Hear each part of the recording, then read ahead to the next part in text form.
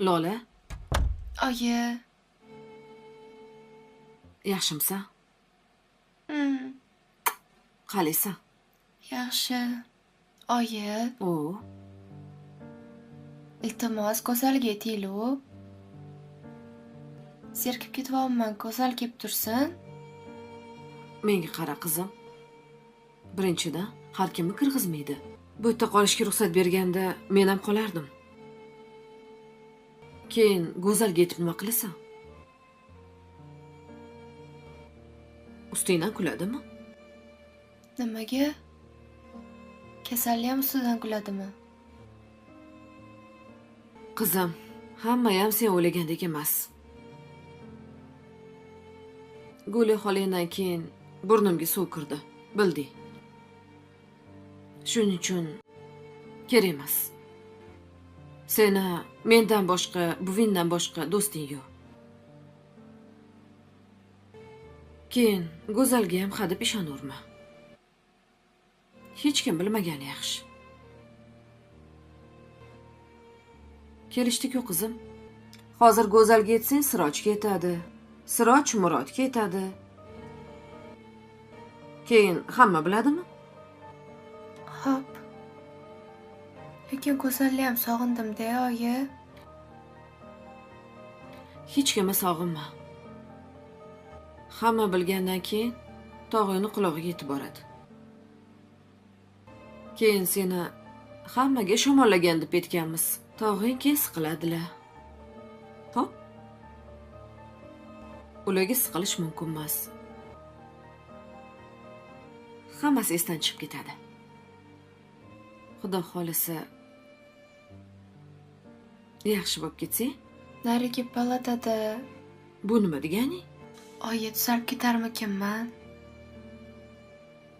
Kelin shunaqa kasal ekan mendagi. Bitta u operatsiyaga katta pul ketar ekan.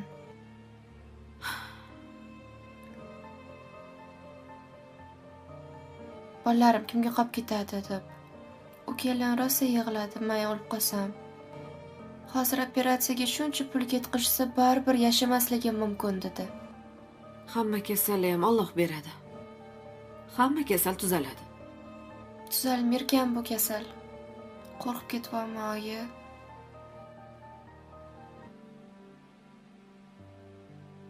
Sen unaqa narsalarni o'ylamagin, xo'p?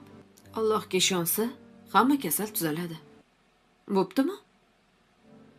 Faqat tuzalaman deb ishongin bo'ldi. Jam aka nimaga chaqirtirdilar o'zi? Uyda boshqa Sirojsan. Uyda indamadilar-da. Qayerdan bilaman? Ko'ramiz-da hozir. Ishxonada boshqa Sirojsan. Men keldim, Jam aka. Umring uzoq bo'lar ekan, aziz. Bir haftada necha kun ish? 6 kun. Qurilishda. Qayerda ishlayapsan? Ishlayapmi? Ishga boryapsanmi? Mazam bo'lmadi. Xo'p. Endi shamollagan kuni bormadim-da faqat. Sen 2 kun boryapsan. Shunaqami? Uyda bo'lgansan. Shunaqami? Shamollagan kuning bormading-a? Allo. Siroj, qayerdasan? Xo'p. Sovqatmayapsanmi? Tezki. Aziz chaqiryapti. Shu yerda. Ko'chada edim. Ketyapsizmi? Ha, hozir yetib olaman. Shunda ofisga borib keling, akam chaqiryapti. Meni chaqirmayaptilarmi? Yo'q, sizlar restoranga borib turaveringlar. Menga qaranglar. Ketdik, yuringlar. Ketdik. Xotirama. Drama serial रंगीन गुलजार के आने वाले episode में हम लोग देखते हैं कि अनैला और उसकी भाभी दोनों बात कर रही होती हैं कि ज़ुबैर ने हमारे साथ अच्छा नहीं किया, लेकिन वो कहती है कि तुम ज़रा परहेज करो, मैं उसे समझाने की भरपूर कोशिश करूंगी।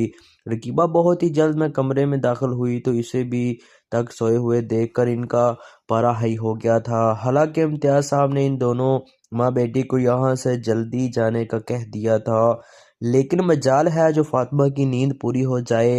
रकिया ने गुस्से से कंबल खींचा और बिना सोचे समझे 1 मिनट की देर किए बगैर बिस्तर से निकला।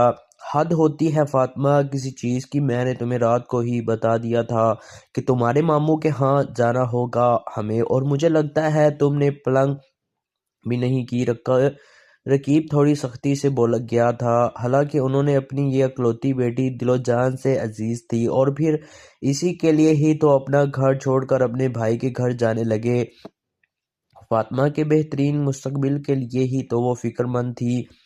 نہ مجھے سمجھ میں نہیں آ رہا کہ میں ماموں کے گھر جا کیوں نہیں رہی. حالانکہ حل نکلتے ہی رہ گیا. اس کی اپنی سوچ کے مطابق ہی یہ بات کی تھی، جس پر رقیب سر پکڑ کر بیٹھ گئی. تم اپنا اتنا ہی دماغ خرچ کرو جتنا تمہارے پاس ہے.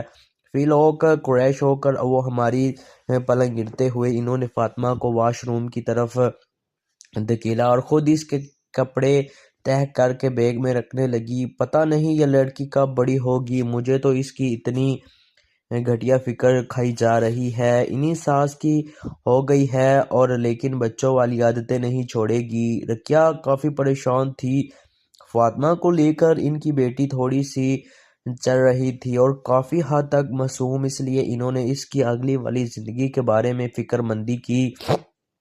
اور اصغر اور فیصل 3 بھائی تھے، کافی اچھے کھاتے پیتے خاندان تھا ان کا. اکرم صاحب بڑے تھے جبکہ اصغر بہت چھوٹے تھے. ان کے بغیر بعد فیصل تھا. تینوں بھائیوں کو آپس میں بہت پیار تھا. ان دونوں اکرام صاحب کی شادی اپنی کزن مندی سے ہوئی. دونوں کو اللہ نے ایک خوبصورت بیٹا سے نوازا. خاندان بھر میں ان دونوں کے سلوک کی کافی چرچا تھی.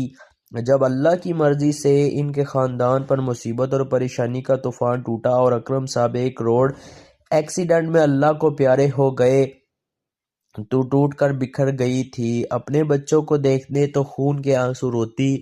لیکن تمام بڑوں نے فیصلہ کر کے اصغر صاحب کے ساتھ منرا کی شادی طے کر دی تھی. بہت ہی مشکل سے منرا کو اس شادی کے لیے راضی کیا گیا تھا. وقت گزرتا گیا اور فیصلے کی بھی شادی کر دی گئی. اللہ نے 2 بیٹے عطا کیے.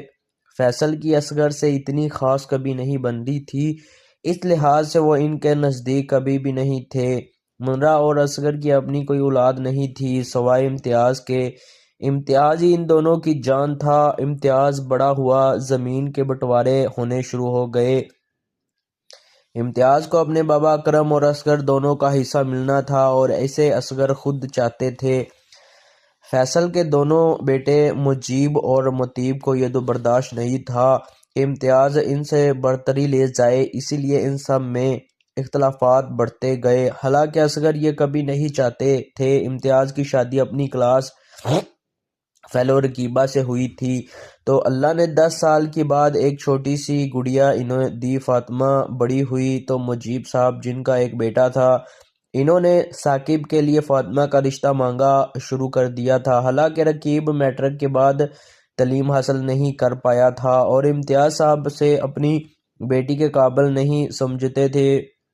وہ جانتے تھے کہ ایسا صرف اور صرف پراپرٹی کے حصول کے لیے کیا جا رہا ہے، کیونکہ فاطمہ اکیلی ہی اتنی بڑی پراپرٹی کی مالکن تھی. امتیاز صاحب بزنس کے سلسلے میں امریکہ چلے گئے تھے اور انہوں نے کہیں دیا تھا کہ جب فاطمہ بڑی ہوگی تب ہی کوئی فیصلہ کیا جائے گا. فاطمہ نے ہی امتحان دے دیے تھے، اسی لیے مجیب صاحب بار بار امتیاز صاحب کو تنگ نہیں کرتے تھے. لیکن ان دونوں میں بہت زیادہ سلوک پایا جاتا تھا، اسی لیے امتیاز صاحب کے رقیب کو اپنے بھائی احمد کے گھر جانے کا مشورہ دیا تھا.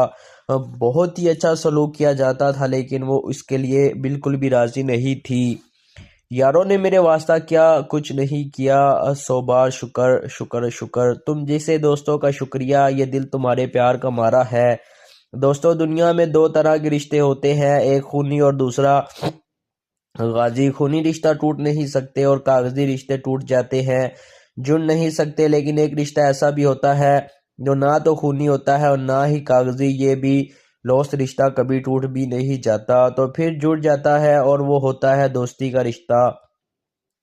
یہ جو دوست ہوتے ہیں نا، اس سے کبھی بھی تعریف یا سنسری جملے کی توقع نہیں کرنی چاہیے، کیونکہ وہ دوستی ہی کیا جو تعریف کر دے. لیکن یہ جانتے باوجود دوستوں کے درمیان نیلی آنکھیں جن میں چمکتی شیطانیت، اس نزالی انسان کے کام بھی نرالی ہی ہے۔ مثلا انسانوں کو تنگ کرنا اور بس انسان کو تنگ کرنا۔ قدر اس کا ہے 6 فٹ اونچ اور وہ بہت زیادہ حسین و جمیل تھی۔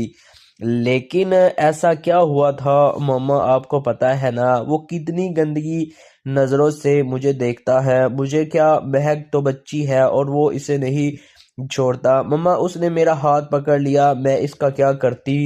جون نے یہ بچتے جانے کے بعد ربیلا کے کمرے میں آئی جو نیچے سمیٹی بیٹھی تھی۔ میں جانتی ہوں ربیلا، مگر میں کیا کروں؟ اسے یہاں آنے سے منع کروں تو ڈرتی ہوں کہ آپا کوئی تماشا لگا کر محلے والوں کے سامنے ہمیں ذلیل کر کے ہی نہ رکھ دے۔ وہ تو کچھ بھی نہیں کہیں گے، لوگوں کو سچی ہی لگے گی اور ہم سچے ہونے کے باوجود بھی چھوٹے ہی۔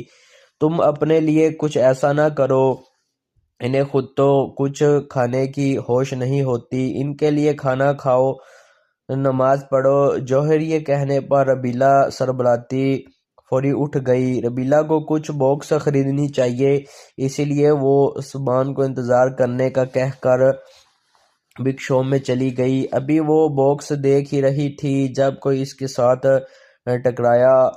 باکس اس کے ہاتھ سے چھوٹ کر فرش پر جا گری اور سوائے سامنے والوں نے جلدی سے معذرت کی، مگر پھر بھی ربیلا کو دیکھ کر فوری اپنا منہ پھیر لیا۔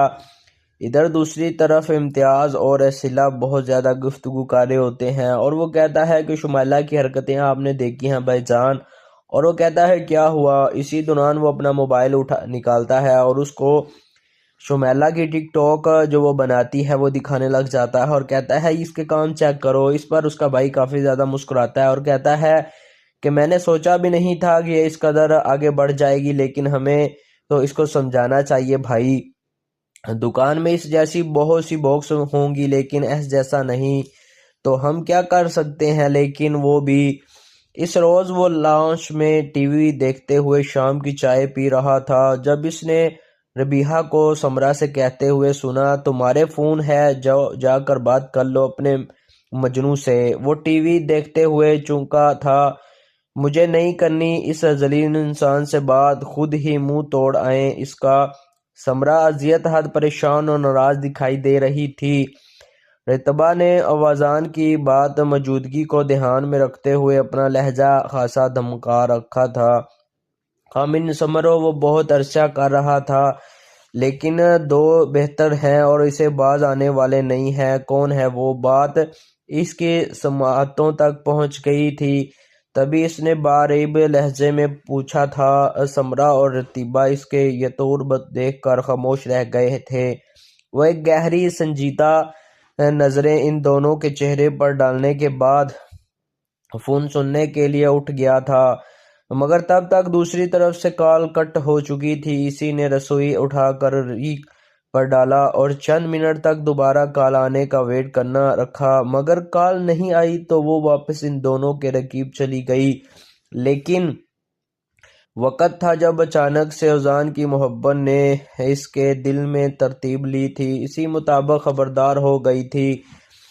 وہ اس کے رقیب جمانے پر چڑھتی سمر، مگر اب اس کا غصہ کرنا، جلیل ہونا، حق جمانا اسے اچھا نہیں لگنا تھا۔ ان دونوں وہ بہت خوش رکھنے لگی تھی، جان بوجھ کر اوزان کو تنگ کرتی اور لطف اندوز ہوتی۔ اس روز وہ بھی یونیورسٹی سے واپس لوٹ رہا تھا جب وہ اس کی راہ پر کھڑی ہو گئی۔ اندر ہی خاص بیوں والا تھا۔ آج یونیورسٹی کے شروع کے پریڈ ینگ کر کے اس کے ساتھ گئے تھے، تم اس کے ساتھ نہ رہ کر بھی وہ اس کے پل پل کی کتنی خبر رکھتی تھی۔ اذان مخلص دیکھ کر وہ رہ کیا، ماریا کی طبیعت خراب ہو گئی تھی، اس کے گھر ڈراپ کرنے گیا تھا، کیونکہ تم اس کے ڈرائیور ہو یا شوہر جو اسے ہر روز اسی طرح لے جاتی ہو۔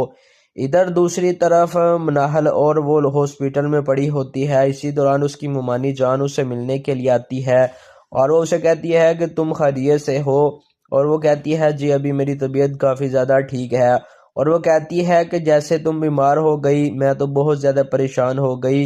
اسی دوران وہ کہتی ہے کہ چاند بھائی کیسے ہیں، اور وہ کہتی ہے رقیبہ بھی بہت اچھی ہے، لیکن وہ میرے ساتھ آنا چاہتی تھی لیکن میں نے اس کو منع کر دیا۔ لیکن اس کے ساتھ ہی میں تمہارا پتہ کرنے کے لیے آ گئی۔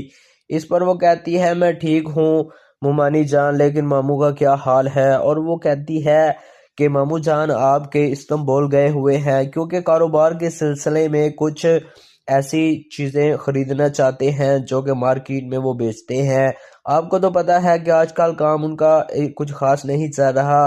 میں دعا کرتی ہوں اللہ سے کہ تم زبردست اور اپنے پیروں پر صحیح سلامت چلنے لگ پڑو۔